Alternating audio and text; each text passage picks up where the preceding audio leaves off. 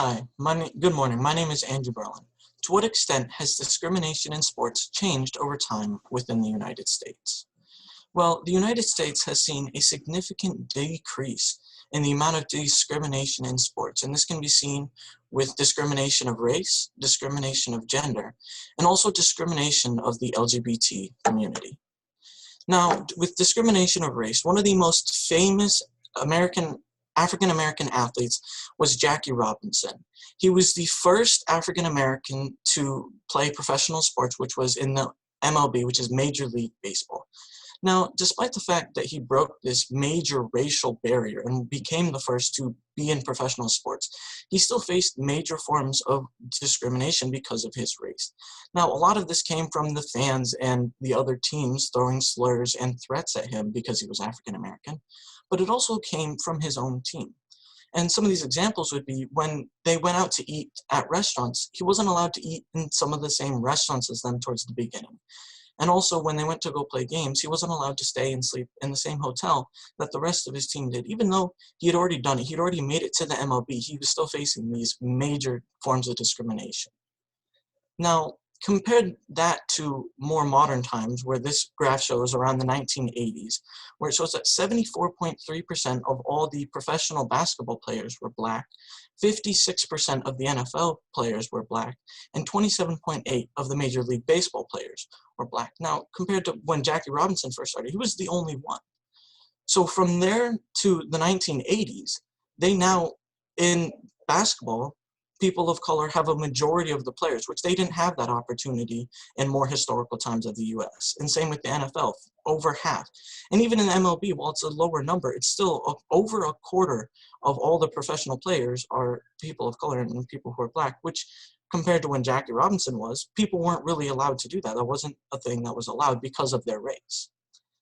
Now, with gender, there's also been major discrimination. And as you can see from the chart, towards 1971 and 1972, there is a severe lack of college female athletes, especially when you compare that to the number of college male athletes. But as you go down the chart and as the years progress, you can see that both college male and female athletes have an increase, but the rate of increase for the college female athletes is a lot higher than the rate of increase for the male athletes. And if you look at the bottom row around 2010 and 2011, they're both above 150,000. And while the college male athletes still is bigger and still has a higher number, the college female athletes caught up a considerable amount, especially when you compare that to the beginning of the chart, like I said, at 1971 and 1972. It is a major increase and decrease of the amount of discrimination because they now have the opportunities. Now, more with the gender, there are some major female role models now within the sports, which would have never been possible in more historical times. The picture on the left shows a picture of Serena Williams, who was a very successful, very hardworking, and very good tennis player. Now, she was estimated to be worth around $225 million. Now, some of the major things that this shows of the decrease of discrimination is, well, women weren't really allowed to play in professional sports in historical times. So the fact that she's even in professional tennis at all shows a major decrease. And the fact that she was able to make so much money from it. Because when women were first allowed to have their own sort of leagues for professional sports, they had major decrease in the amounts of pay because there wasn't enough to support them, and they wouldn't have been supported because of the discrimination. Now, the picture on the right shows a picture of the U.S. women's soccer team. Now, they also have their own professional sports team, which travels around the world, which also would have never been a thing. A whole team for a professional women's team would have never been thought of. And Ada Hegerberg made over $500,000 in 2019, and she was the highest paid female soccer player inside the United States in 2019. Now, money made like that for a woman in sports would have been completely unreasonable. And if you would ask someone like 50, 60 years ago if that could happen, they would have said not a chance, because that wasn't how it was. They didn't get those opportunities. Now, within the LGBT community, it is more recent debate and discrimination and more recent changes compared to racial discrimination. and gender discrimination, but it still is definitely a thing. And there are a bunch of programs out there that help these LGBT people who identify in the LGBT community feel more comfortable. One of these is the NCAA, which is the National Collegiate Athletic Association.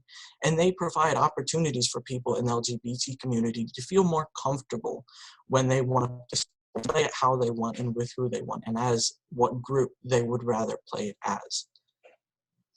And another thing is there are just centers that are being developed over time and more. Now, if you look at the chart, in 1960s, only one center was founded to support people of LGBT community. But as time goes on, there's an increase in the number of centers that are being founded. It drops a little bit in the 2000s, but then it spikes way up again in the 2010s, up to 69%.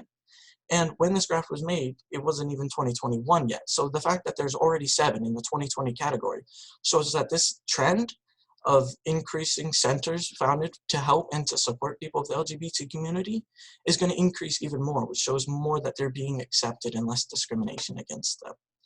So in conclusion, while there's definitely still some discrimination within the world of sports inside the US, as a general trend, from the historical times to modern times, there has been a major decrease in the amount of discrimination, especially among race, gender, and within the LGBT community. Thank you. Do you have any questions? I do have 2 questions for you. First up, what evidence did you gather that you didn't use, and then why did you choose not to use it? Well, some of the evidence that I gathered during my initial research was evidence of different forms of programs that would help female athletes, but they were more in Europe. And so as I did more research, I eventually changed my research question a little bit to be more specific to the United States. So then the research that I found for the programs of the female athletes in Europe didn't really fit anymore. It didn't follow within my research question. Okay, and what advice would you have for other researchers who are considering this topic? For other researchers considering this topic, I would say when you're starting your research, definitely don't have a specific idea in mind of what exactly you want to look at. Kind of a more broad, because there are so many different aspects to this whole entire problem and this issue of discrimination in sports that you could go many different ways. And if you already have like a focused viewpoint at the start, you're going to miss out on a lot of great research and great opportunities to use that in your paper.